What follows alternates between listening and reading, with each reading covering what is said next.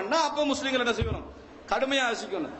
யாரோ எங்கேயோ இருக்கக்கூடிய விளங்கிட்டா ஒரு 3% 1%க்குள்ளே வராத ஒரு குழுவினர் அவங்க ஒரு வெப்சைட் அமைச்சு சில மீட்டிங்குகள் அமைச்சு இந்த நாட்டில் 2 கோடி பேர் இருக்க நாங்க 15,000 பேரை எதிர்பார்க்கிறோம் மாநகர மீட்டிங் சொன்னாங்க. ஏன் நீங்க 15 எதிர்பார்த்தீங்க?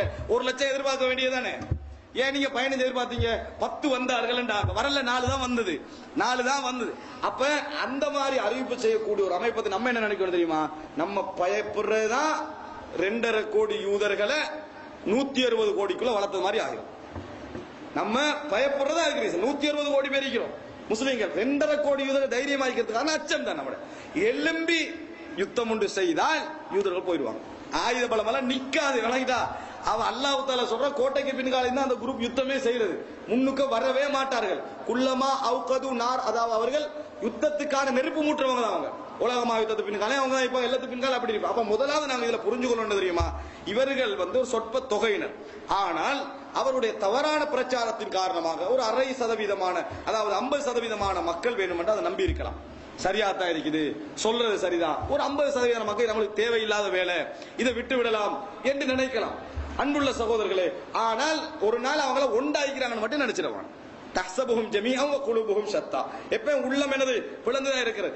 அது மாத்திரமே அவர்களுக்குள்ள உள்ள பிளவுகளை தனித்தலைப்பா போட்டு பேசலாம்.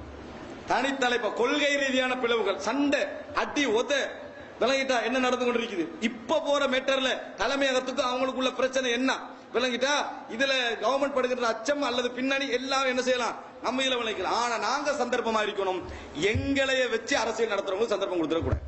யாராக இருந்தாலும் சரி, அரசியல் நடத்துறவங்களுக்கு என்ன செய்யக்கூடாது, சந்தர்ப்பம் கொடுத்துடக்கூடாது. என்ன நடக்கும், நேர்மையா பேசுறவங்கள பாருங்க. எந்த அரசியல் தலைவர்களாக நேர்மையா பேசுறாங்களா ஆதரிச்சிருங்க. ஆனா இவர்களுக்கு பின்னால் இது இருக்கிறது யூகம் சொல்றது கூட வேணாம். யூகம் சொல்ற வேலைக்கு என்ன செஞ்சிட வேணாம், நாங்க போகக்கூடாது. அது இருக்குதா நீங்க வச்சுக்கங்க. இதை நாங்க கூட்டி பெருசாக்கி என்ன செய்வாங்க, இன்னொரு செய்தி. ஏன்னா அல்லாஹ் தஆலா இந்த மாதிரி கட்டத்தில் சொல்றான், பாதுகாப்பு பயம் சம்பந்தமான செய்தி வந்தால் பரத்தி விடுகிறார்கள், பரத்த வானான்றாங்க.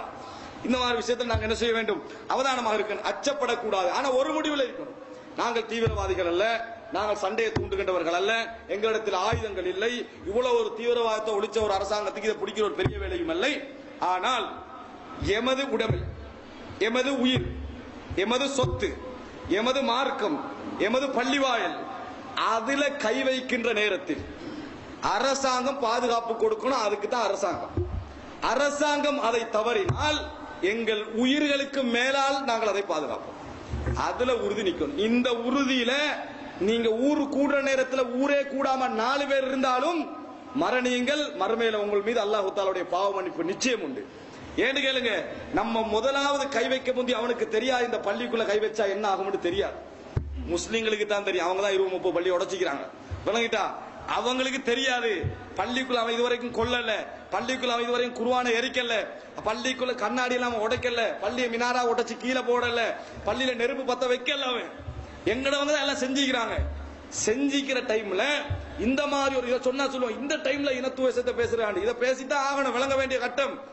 சிடிக்கள் கூட இருக்கின்றன இவர்கள் பின்னது எங்களை பத்தி சொல்ற விஷயங்கள், அதை சொல்லலாம், வழங்கிட்டா அந்த அளவுக்கு ஆதாரபூர்வமான விஷயங்கள். அப்ப என்ன புரிஞ்சுக்கணும், இந்த மாதிரி ஒரு கட்டத்தில் அந்த இடத்துல முதலாவது கை வச்சு பார்த்தா தமிழ்ல பள்ளியில என்ன செய்வாங்கன்னு சொல்லி, என்ன அவனுக்கு தெரியாது. தட்டி பார்த்தா அதை தியரி பார்த்து செய்வா, இவர்கள் என்ன செய்வார்கள் புத்தகத்திலே இருக்குது. உள்ளுக்கு போனா தான் விளங்கும். முதலாவது போனா பெரிய மக்கள் எல்லாம் திரட்டிக்கிட்டு போனா தைரியம் இந்த 4 பேரோட போக வேண்டியதானே. 4 பேரோட வரமாட்டான், பயப்படாங்க. ஒரு 100 பேரோட பின்னால வருவான். வந்து திரண்டு கொண்டு வர நேரத்தில் அது ஊர்ல இருந்து கூட வருவாங்க, வெளியே தான் கூட்டிட்டு வருவாங்க. கூட்டி வந்து போய் அன்றைக்கு முஸ்லீம்கள் என்ன செய்யறாங்க, உண்மையிலே அவர்களுடைய ஒரு அதாவது நிற்கதியான சூழல். ஆனா அவர் என்ன செய்திருக்கேன்னு ஆசைப்படுகிறோம், ஆனா நிற்கதியான எனக்கும் வரலாம் உங்களுக்கும் வரலாம் அந்த நிலைமை. அவர்கள் பள்ளிக்குள்ள பின்னால ஒளிஞ்சிடறாங்க, ஒரு திரையில ஒளிஞ்சிடறாங்க. வாரவன் போலீஸ் எல்லாம் தாண்டி போலீஸ் அவங்க பிடிக்கிறாங்க, இல்ல பாதுகாப்பு நிக்கிறாங்க, அவங்களோட ஒரு மரியாதை ஒன்று இருக்குது. அந்த அடிப்பில் உங்களுக்கு வந்து அதுக்கு ஒரு அடி, இதுக்கு ஒரு தட்டு, அங்கே ஒரு உடை எல்லாம் உடைச்சிட்டு அப்ப அந்த டைம்ல முஸ்லீம்கள் உள்ளுக்கு தான் நிற்கிறான் பின்னால. அப்ப ஒருத்தர் இப்படி தலையை போடுறாரு, ஒரு ஆள் சொல்றாரு பின்னால தலையை போடுவானா பாத்துருவான்றான். வேதனையான ஒரு மன நிகழ்வு சகோதரர்களே. போனால கேமரா பிடிச்சிட்டு அவனைட்டானே எடுங்க என்றான். அப்ப அவன் எல்லாம் செஞ்சுட்டு பிளாஸ்டர் ஒட்டிட்டு போறான், விளங்கிட்டா கதவுக்கு பிளாஸ்டர் ஒட்டிட்டு போறான். இதுக்கு ஒரு முடிவு காணுவேன்னு சொல்லிட்டு போறான். அன்புள்ள சகோதரர்களே, உண்மையில் அவர்களுடைய அச்சமான சூழல், அதை நாங்கள் மறுப்பதற்கில்லை.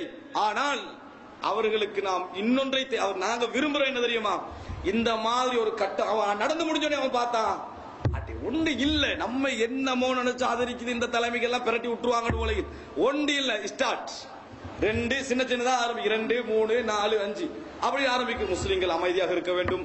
பழைய காலத்து மக்கள் அகலாக்கோடு இருந்த மாதிரி, பழைய காலத்து மக்கள் அகலாக்கோடு 1915 கலவரம் நடந்துச்சு, விளங்கிட்டா, அகலாக்கோடு நடந்துச்சு.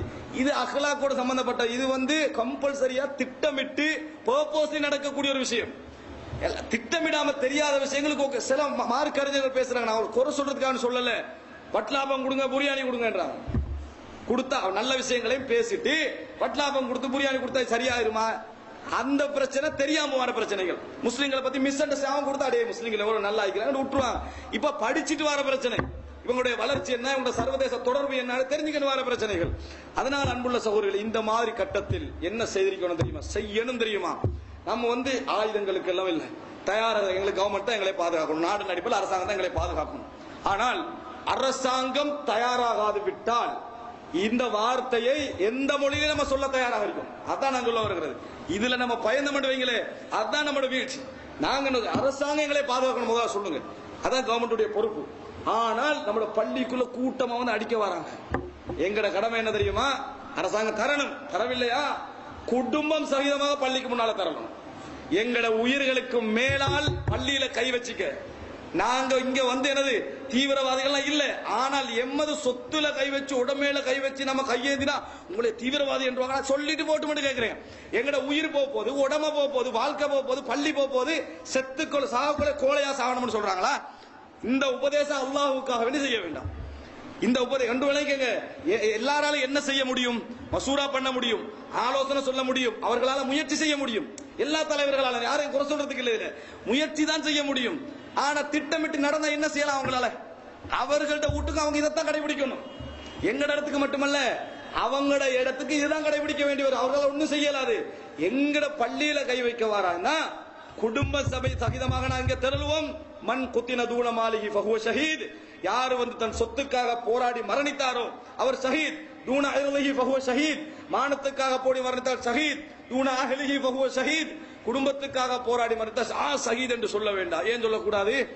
தீவிரவாதம் என்று சொல்லிட்டு போட்டு நான் கேட்கிறேன். அப்படின்னா பர்மா முஸ்லிம்கள் மாதிரி ஓடி திரிய சொல்றீங்க நாடு ஃபுல்லா விட்டு போட்டு ஒவ்வொரு நாட்டுல பங்களாதேஷ் விரட்டி அடிக்கிறான். முஸ்லிம் நாடு அவன் விரட்டி ஒன்று நினைச்சுங்க. முஸ்லிம் நாடெல்லாம் காப்பாத்துமான்னு நினைச்சிருவானா? பலஸ்தீன் பாத்துக்கங்க உதாரணம், விளங்கிட்டா? பர்மா உதாரணம், காஷ்மீர் உதாரணம், அதெல்லாம் விளங்குங்க. வேணுமென்றால் சில இறக்கமுள்ள நாடுகள் பொருளாதார விஷயங்கள்ல பெட்ரோல் விஷயத்தை கவனம் எடுக்கலாம், நாட்டை திறந்து தரலாம், உதவி செய்வாங்க மட்டும் என்ன செய்வானா?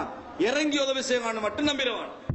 நாங்கள் முஸ்லீம்கள் வரலாறு அதெல்லாம் நடக்க, பலஸ்தீனை விடவா ஒரு வரலாறு? அதை புரிந்து எங்கள் மீது ஒரு முஸ்லிமை பொறுத்த வரைக்கும் இந்த உலகத்தில் வாழத்தான் வந்திருக்காங்க, மறுக்கல, சாக சொல்லல இஸ்லாம்.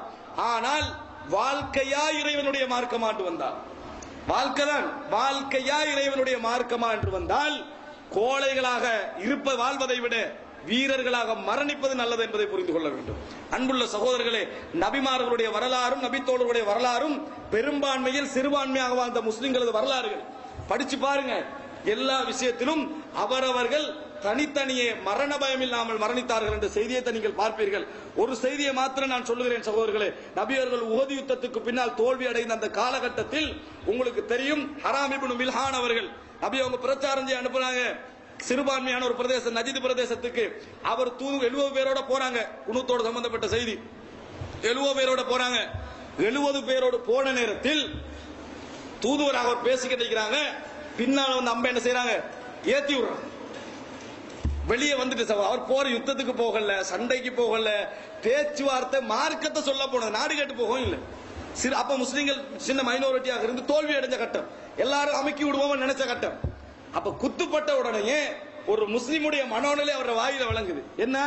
ஒரு முஸ்லிமை பொறுத்தவரை உள்ளத்துல நம்ம ஒன்று வச்சுக்கண்டு வெளியே ஒன்று பேசிக்கிட்டு நல்ல சுவாரஸ்யமான நிலைகள்ல மறைச்சிக்கலாம்.